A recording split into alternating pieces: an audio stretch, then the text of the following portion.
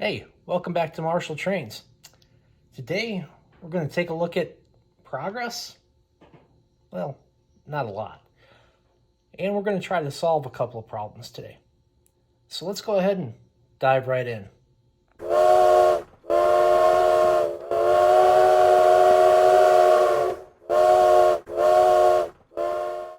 So first of all, when we talk about progress, you may have watched one of my older videos where I decided to redesign my layout.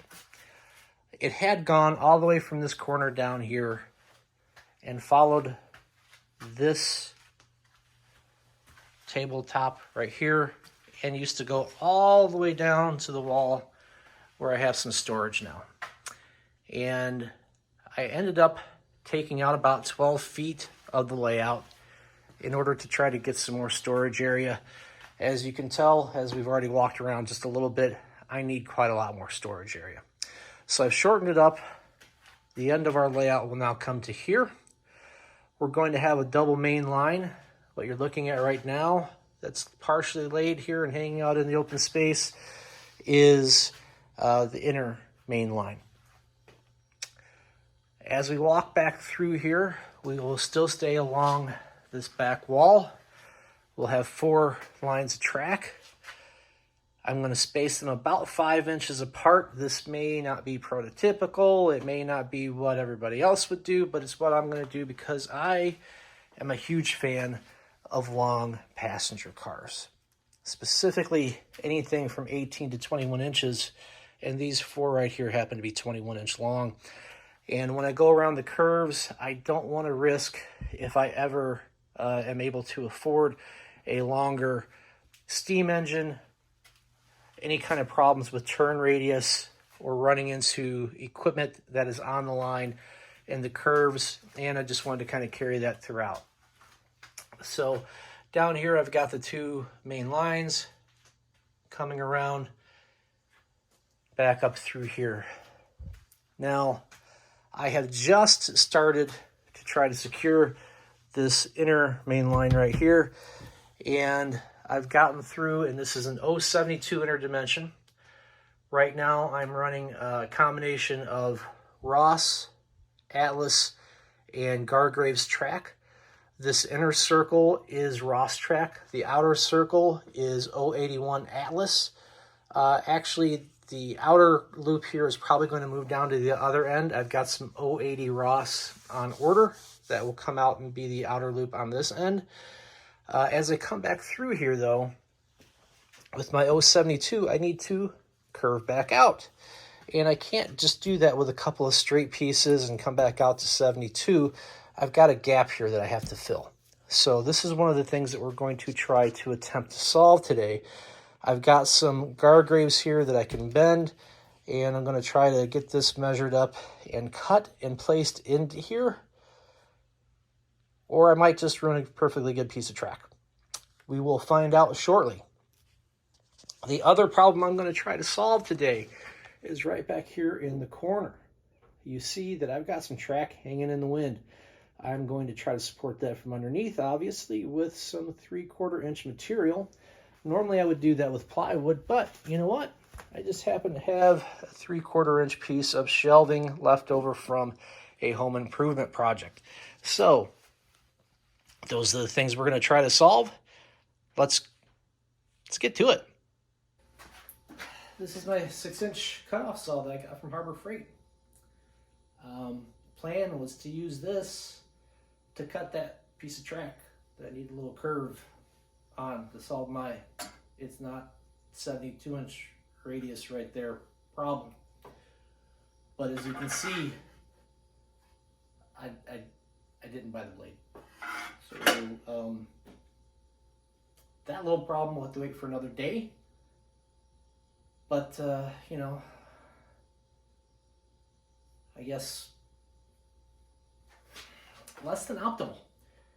So let's go ahead and try to solve that other problem, you know, where the track's going over the little gap there and we need to, you know, bridge it without a bridge problem I mentioned. So we'll see you another day. Okay, so let's go ahead and get a couple of measurements here. first one we'll grab is right up here in the corner.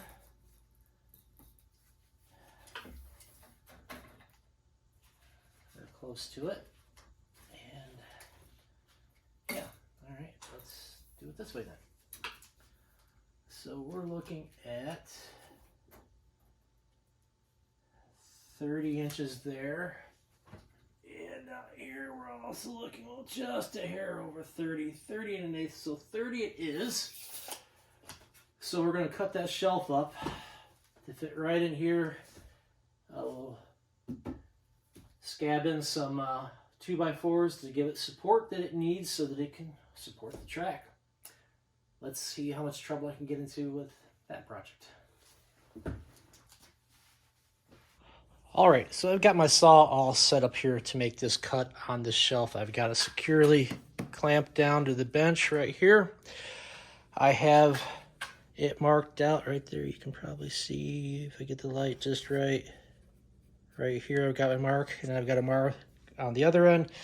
I am using a Kreg track saw jig thing that attaches to my circular saw. And with one of these, if you've never seen that in action, basically you just line up your marks, you get your saw properly mounted in this piece here, which just screws on. So right here, got a screw that I tighten here, and a screw that I tighten right here. This is your alignment. So once you've got it aligned, it lines up so that the blade cuts right along this edge. So the marks that I made right here will disappear with that piece of wood right here, this side. So it's a really handy tool. It's not like a true track saw. However, for those of us that, can't afford all those fancy tools, it's a pretty good approximation.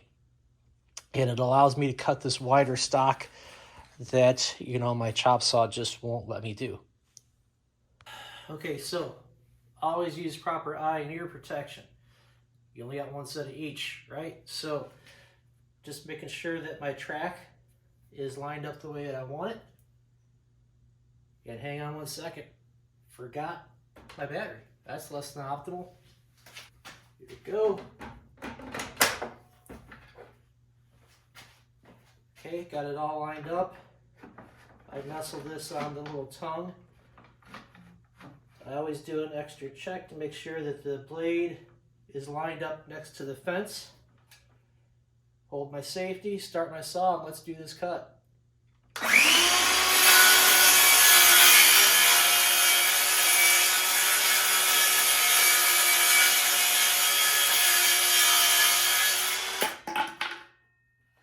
Simple as that.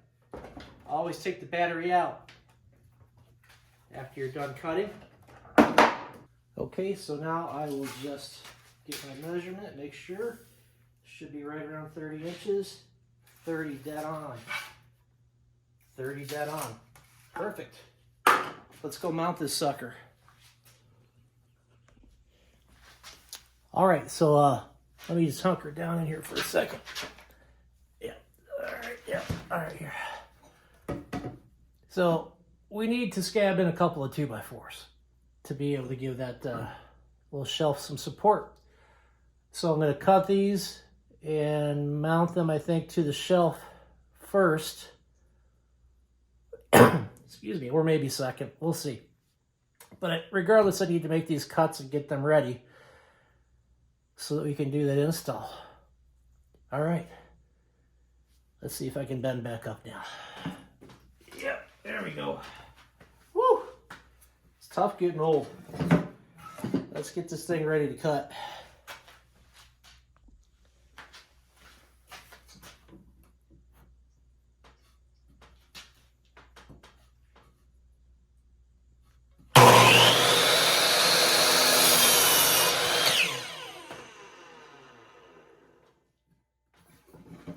Always wait for the blade to come to a complete stop. Again, safety. You've only got so many digits. You don't want to lose them. I can take just a little bit more off of this. So we're just going to snug it up right there. Give it just a little tap.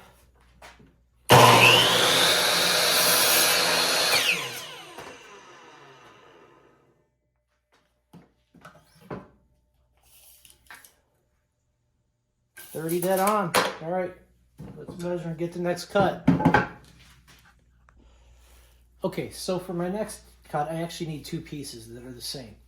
I need them to be 12 and 5/8 inches, or really close. I mean, it doesn't have to be perfect where, you know, that's just not how I do things. So I'm going to take my first piece here. I'm going to measure out 12 and 5/8 inches. And I'm going to mark to the sides that I want to make go away. And I'm going to make a little mark here. And you can use whatever mark you want. But you see right here, this is the side that I want to go away. So I want to take this line out. So what I want to do is I want to set up a stop block so that the two pieces that I do cut are the exact same length, whether they're exactly this or not. So if I'm off by a little bit, they're off by a little bit, and the exact same little bit. Now there are all kinds of ways to set up a stop block.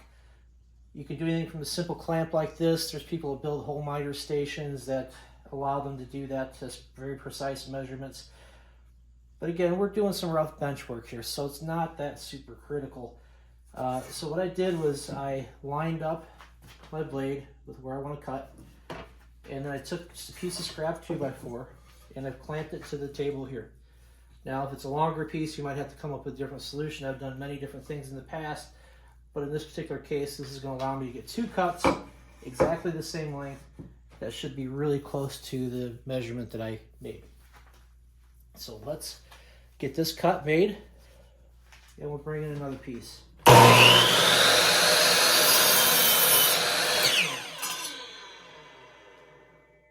Again, wait for that blade to stop. Now I was shooting for 12 and 5/8. I do not have enough scrap there to get another one, so I'll just grab another board, but let's see how I did. All right. Well, we're going to go with 12 and a half because, you know, I don't know. I have a lot of less than optimal things today, but we're just going to keep running through it. But again, rough bench work. This is just support material underneath.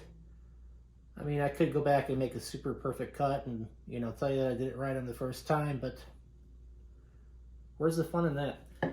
Everybody makes mistakes, but we're going to have two exactly the same.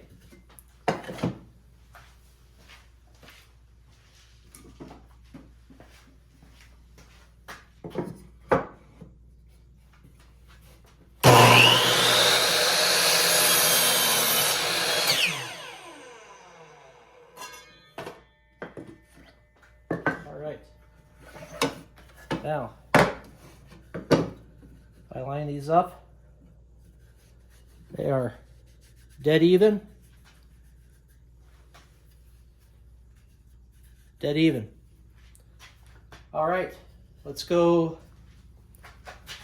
get all this stuff mounted up and see if we can finish this little project today.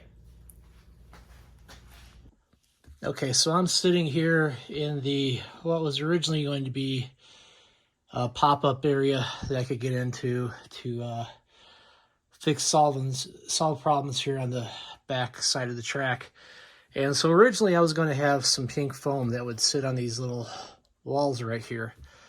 I don't know, whatever you want to call them. Tabs that I put in. And I just remembered that I pin nailed them. And I'm hoping that's all I did. I hope I didn't also glue them. Otherwise, we might be going to plan Q. Let's set up and see if I can knock these out with a chisel and a hammer. Yeah, let's try it. All right, so there's two that I need to knock out for this project here. So I've got this little pry bar chisel thing. What do they call it here? The original Super Bar. So let's see how super this bar is. And then I have this nice little hammer.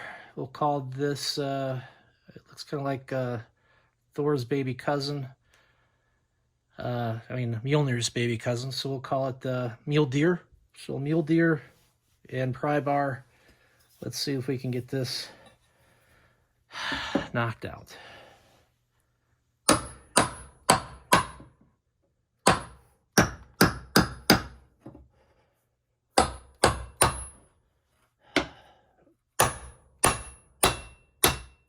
Oh, I am a happy boy, because all I did was nail it and not glue it.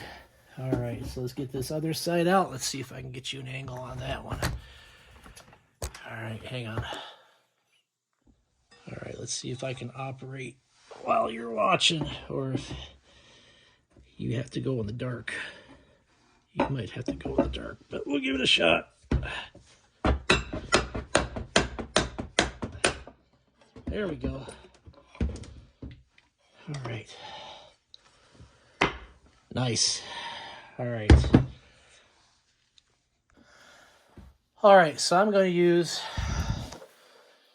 these GRK screws with the flat washer kind of built in. I forget what they call that style. Cabinet screws, apparently. With the star drive. I like the star drive much more than the Phillips head, because the Phillips head always tend to strip out at some point, especially if you're using drywall screws or something like that. I am wearing hearing protection because this gets quite loud as it goes in and hammers in the last bit. So I'm just going to secure this board in here.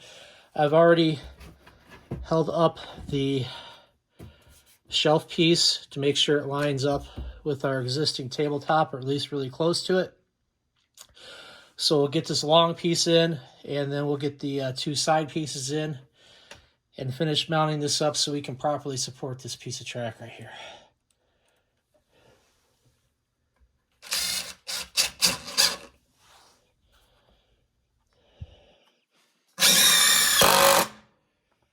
See what I mean by getting kind of loud right there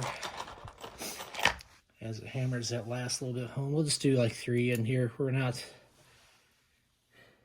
maybe 4. Who knows? I might have to fall on top of this at some point. Speaking of that,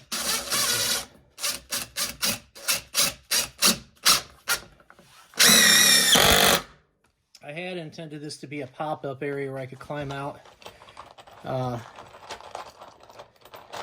to solve any problems on this back side, but the more I think about it, I may end up just making this solid, and if I need to crawl back here, I will.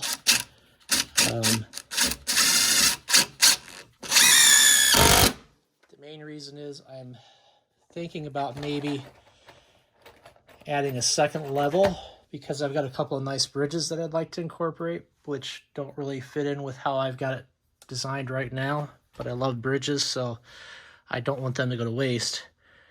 But I need to get this part done and functional before I think about anything along those lines. So, all right, let's keep going here.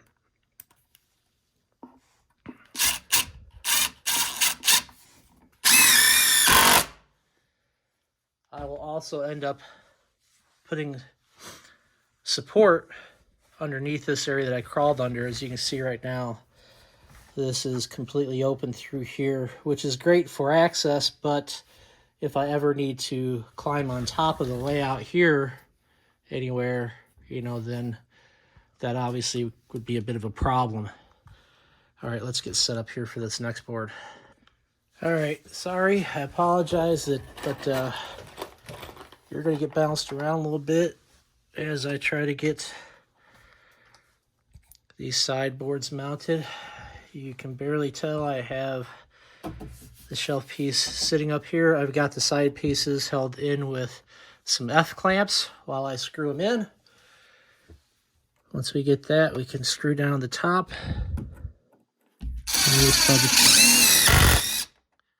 Okay, I don't like how that finished. I think that we might have hit an existing hole on the other side, stripped out or something. So we're gonna just back this thing back out. And we're gonna go on another spot.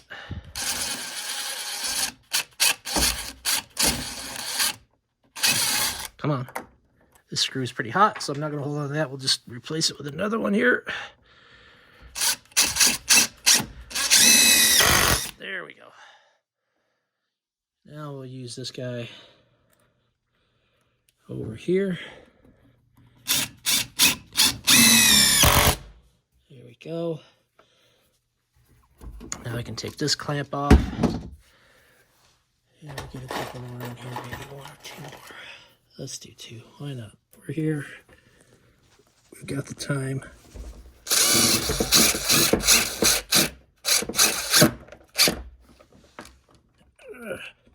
Well, I don't want it at an angle though. Let's see.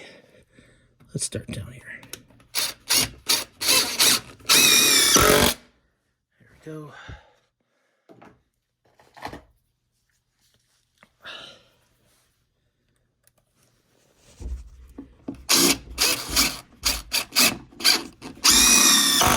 That's probably a little overkill for right there, but I'd rather have that than, you know, something expensive fall off. Or me. Okay, so here we have my drill bit that will pre-drill and countersink. So we're just going to drop this into the driver here.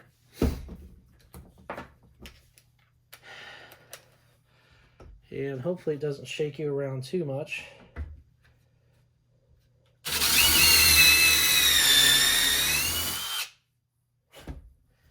And you can see right here is a perfect hole, countersunk. And I'm actually going to use these guys right here.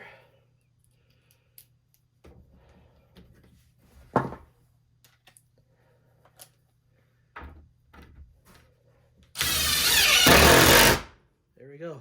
Subsurface won't be in the way of anything. So I will just continue to do that. I'm going to move you out of the way just a little bit and hopefully still give you a good angle on everything. Let's see here. Okay, we're going to do one right in here somewhere.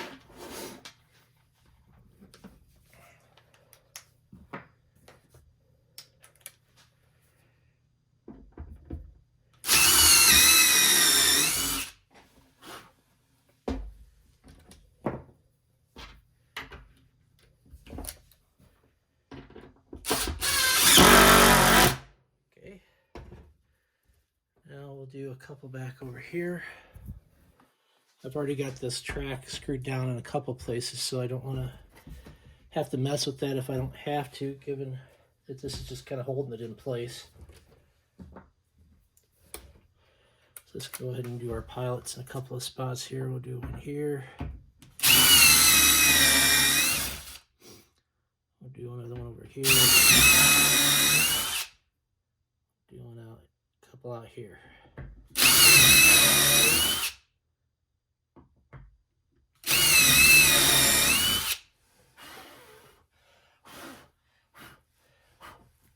Okay, and we'll do one more back here.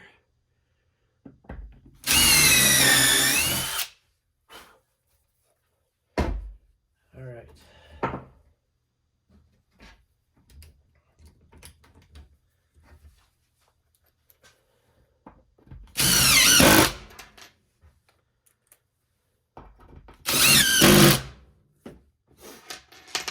Well, I only got 2 more screws with me, so we'll go there. And really, we're pretty good, but we'll go ahead and put the other one. Make sure that corner is held in nice and tight. Now, we are super firm here. Flip you up so you can see. Yep, super firm.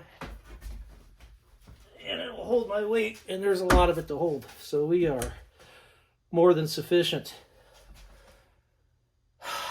that is that project. I just need to get a little bit of foam under here. We'll drill some spots and screw this piece down while we're at it. So, hang tight. All right, so I've got some of this foam. I think it's made by Woodland Scenics. And I'm just gonna shove it under the track here. And instead of, a lot of guys use cork. Early on, I read that cork kind of decomposes over time. So I'm going to screw this a little bit. So I made the decision early on to use this instead. So where is this screwed in? It's secure here somewhere. All right, there we go. And so I decided to start using this Woodland Scenics product, and I've been pretty happy with it. It does bunch a little bit in the corners, but after you get ballast down and things like that, nobody's ever going to notice. Let's cut that right around there.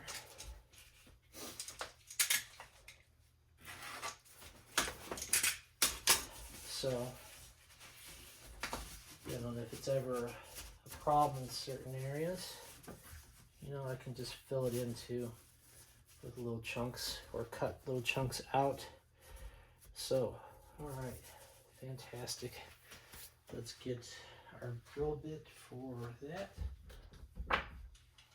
So these ties, I'm gonna get you down here tight. These ties from Ross are all wood, so they're not pre-drilled at all. So I'm just gonna pick the middle of a couple of these ties. I'm gonna drill pilots, and then I'm gonna use Atlas track screws to secure it. Let me make sure you got a good angle here while I do the work. So I like to get a couple on each section of track somewhere early, not the very end tie, either the second or the third. It just depends on my mood. I'm gonna go with the third here. I'm gonna go right there.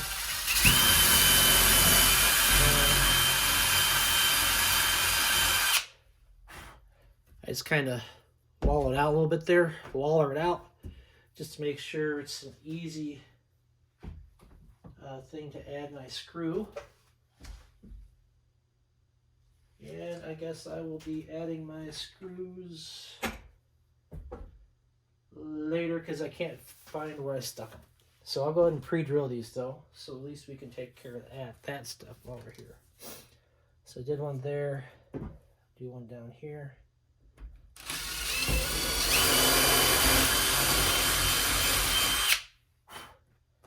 I'll come up and do one here.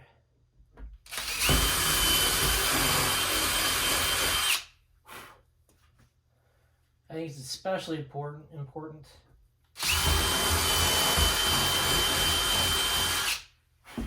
on curves because you're going to have a lot of stress coming through here, right? So as your big old engine's coming through here, you're going to put a lot of stress on trying to push this out more. So yeah, I think it's important to get a couple of screws in there. So let me see if I can find those screws, and we'll come back and see if we can just knock this out. Okay, found the screws. So let's go ahead and secure these.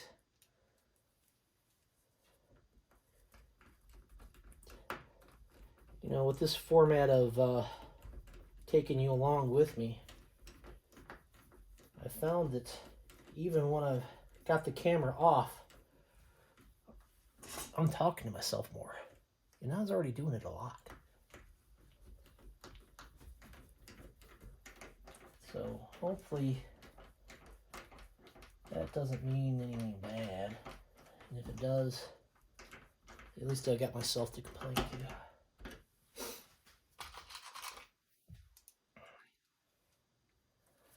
So I'm just adjusting the foam here a little bit.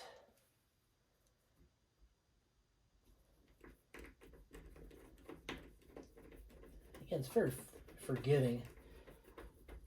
And, you know, it might buckle up in a little spot here or there, but by the time you get ballast down and any other kind of scenery around it you're going to do, you're going to be fine.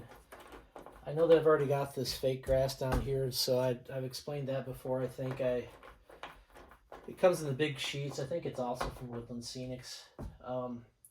I did that just because I was tired of looking at the plywood all the time.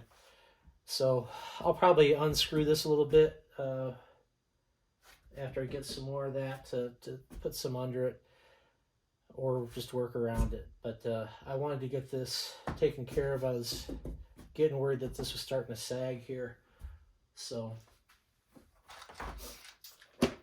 just want to make sure I got this project done. A couple more screws.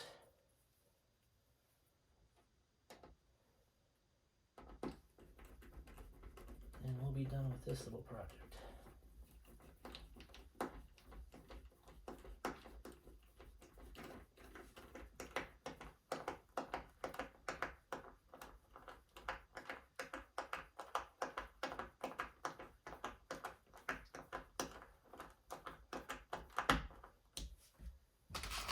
But this gives you an idea of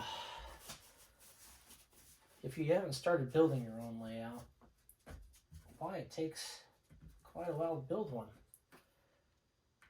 You know, it's a big difference between throwing down some track around the Christmas tree or setting up some sort of layout for Christmas time to building a at least semi-permanent layout. I've got friends that have been building them for literally decades. Fantastic looking layouts, but you know, it takes time. Okay, this is not going anywhere. That is secure as can be, which has just made me happy.